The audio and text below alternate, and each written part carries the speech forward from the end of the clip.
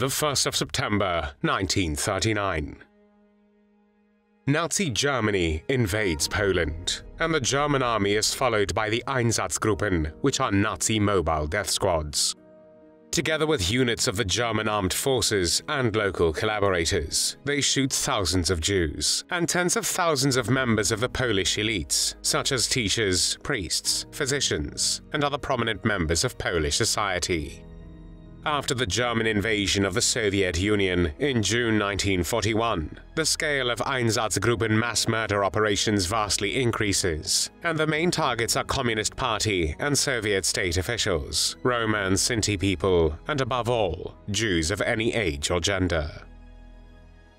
From 1941 to 1945, while operating behind the front line in Nazi-occupied Eastern Europe, the Einsatzgruppen will murder around 2 million innocent men, women, and children, accounting for 1/3 of all Jewish Holocaust victims. One of the main perpetrators of these atrocities is a former Protestant pastor and fanatical Nazi, Ernst Biberstein.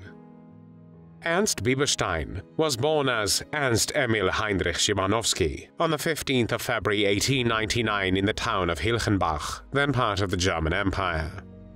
In 1906, his father, a railroad official, was transferred to the city of Neumünster. After completing high school, Ernst began studying Protestant theology at Kiel University in 1917. However, his studies were interrupted that same year when he was drafted as a private during World War I, which had begun in 1914.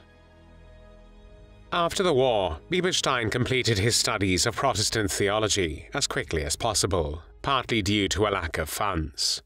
After his vicariate, he took up his first pastorate in the small town of Cutting in 1924, and in 1927 he moved to the comfortable parish church in the town of Kaltenkirchen, 12 kilometers north of Hamburg.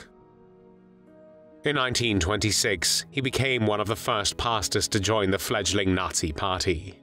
He called himself an SA pastor, conducted field services, flagged occasions, and was thus involved in building up the Nazi Party in his town and district. The whole region was staunchly Lutheran, and also one of the most pro-Nazi areas in Germany, where Nazi ideology had strong support among the population. Adolf Hitler and his Nazi Party came into power on the 30th of January 1933. In August 1935, Biberstein's connections earned him an appointment to the newly created Ministry of Church Affairs in Berlin. There, he was meant to keep an eye on its director, Hans Karl, who was thought to be too neutral in the conflicts between the Confessing Church and the German Christians movement. The Confessing Church was a movement within German Protestantism in Nazi Germany that arose in opposition to government-sponsored efforts to unify all the Protestant churches into a single pro-Nazi German evangelical church. On the other hand, the German Christians movement aligned towards the anti-Semitic, racist, and ideological principles of Nazism, with a goal to align German Protestantism as a whole towards those principles. In early 1936, Biberstein was recruited to join the SD, which was the intelligence agency of the SS and the Nazi Party, with the task of actively spying on Karl from within his ministry. By the spring of 1936, Biberstein was producing secret reports about Karl's private criticisms of leading Nazis. He also shared the task of listening in and reporting on Karl's telephone conversations. Beyond these secret tasks, he monitored regional clergy, especially if he considered their behavior political and critical rather than spiritual. Having become a spy for the SD, he chose at this time to withdraw from his clerical position in the church, thereafter choosing to designate himself as a non-denominational believer in God rather than Protestant on his SS membership card.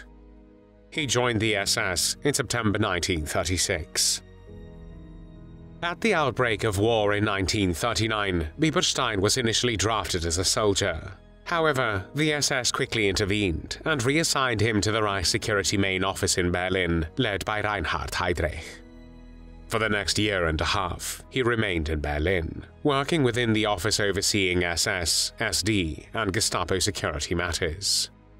On the 1st of June 1941, 3 weeks before the German invasion of the Soviet Union, Biberstein was appointed Gestapo chief in the city of Oppeln, today's Polish Opole.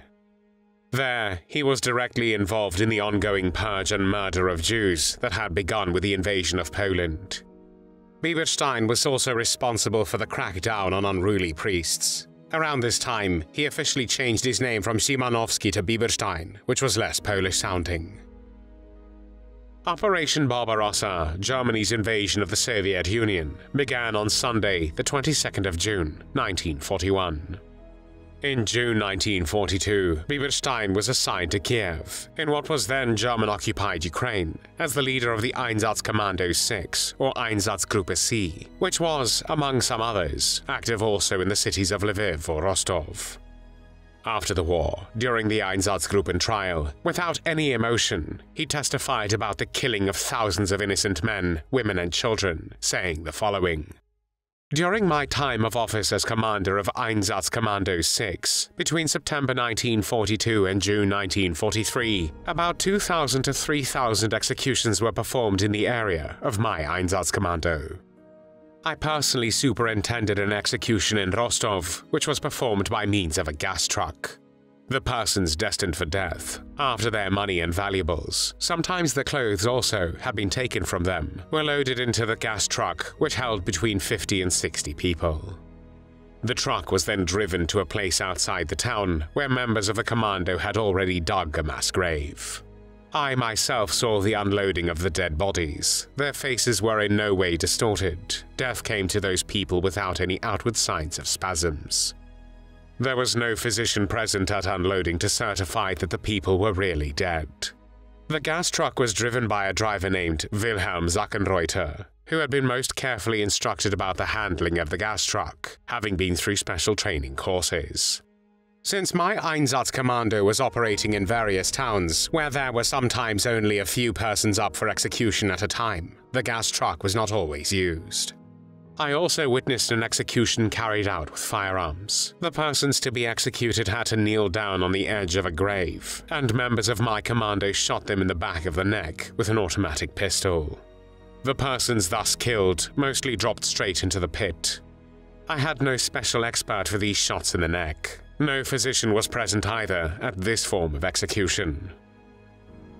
In 1943, Biberstein was recalled and given 13 days of detention for delaying the deployment of his Einsatzkommando 6 in partisan combat.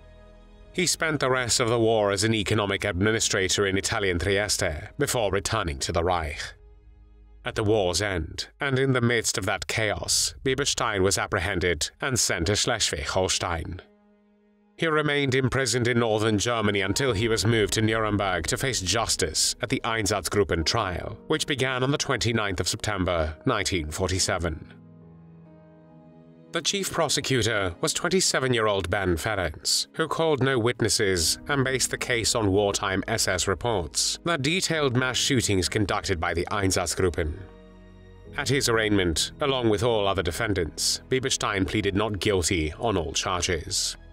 His Einsatzkommando 6 was charged with having executed some 2,000 to 3,000 people. Biberstein claimed under oath that he had never heard orders that involved the killing of Jews, nor did he ever know or notice that Jews were being singled out, or that their murder was the goal of the SS. He claimed that his role had simply involved legitimate and necessary work against criminals and bandits. In his affidavit, he referred to all his victims as the persons.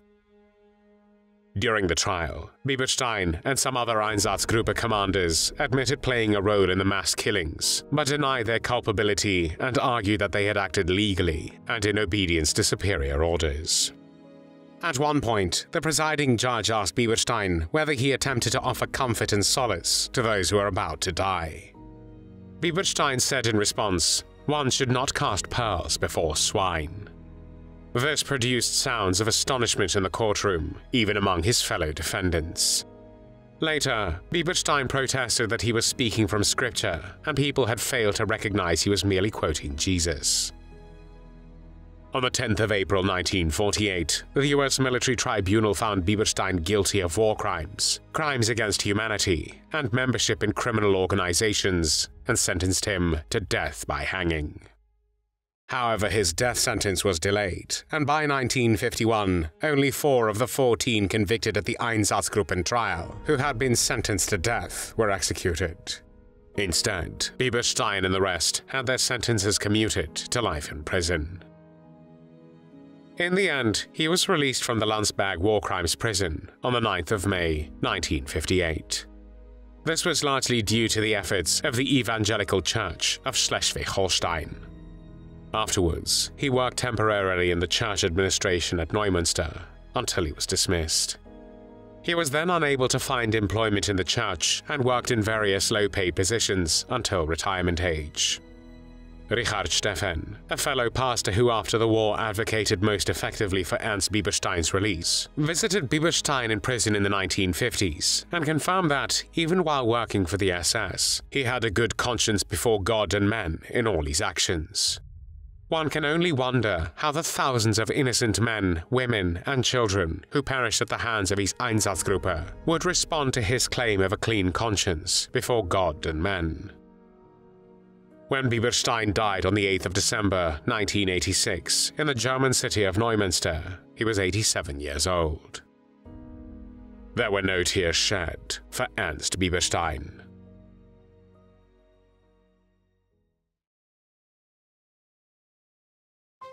Thanks for watching the World History Channel. Be sure to like and subscribe, and click the bell notification icon so you don't miss our next episodes. We thank you, and we'll see you next time on the channel.